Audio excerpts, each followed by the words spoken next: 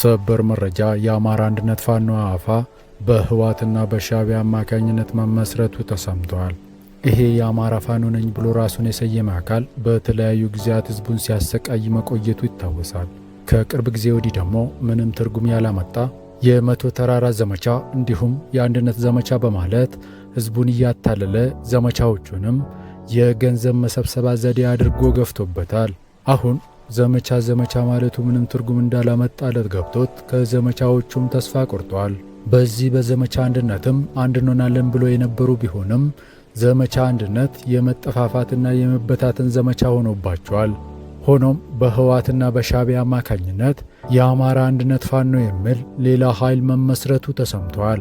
በዚህም ዘመኔ ካሴ እንደፈራው የኮሎኔል አጥናፉ አባት ጽዋ ጨልጦታል። የፋኖ ስብስብ 4 ኪሎ በ24 ሰዓት ገባለሁ ብሎ ቢጀምርም 2 ዓመት አስቆጥሮ ራሱ ከመጥፋት በቀር ምንም ለውጥ ማምጣት ስላልቻለ ለሻዕቢያና ለወያኔ ጭራውን እየቆላ ይገኛል። የአማራ አንድነት ፋኖም በሻዕቢያና በህወሓት ቡራኬ የተመሰረተ ሲሆን የሰብሳቢነት ኃላፊነቱ ከዘመኔ ካሴ ውጪ ሆኖ ዘመኔ ካሴ ምክትል ሰብሳቢ ሆኖ ተሰይሟል። የአማራ አንድነት ፋኖ ወታደራዊ አዛዥነት ቦታም ለአማራ ፋኖ በጎጀም የተሰጠ ሲሆን የውጭ ግንኙነት ቦታው ለሸዋ፣ የጸሐፊነት ቦታውም ለወሎ ተሰጥቷል። በዚህ ጉዳይም ነገ እኩለ ቀን የጋራ መግለጫ ለመስጠት የተስማሙ ሲሆን ውሳኔውን የማይቀበል አካል ላይም እርምጃ እንደሚወሰድበት የህወሓትና የሻዕቢያ ተወካዮች በጥብቅ አስጠንቅቋል።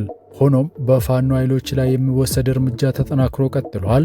በተመሳሳይም በምዕራብ ሸዋ ሜታ ወረዳ እንዲሁም በሙገር ሲንቀሳቀሱ የነበሩ የኦነግ ሸኔ አባላትም ሰላምን መርጠው ገብተዋል።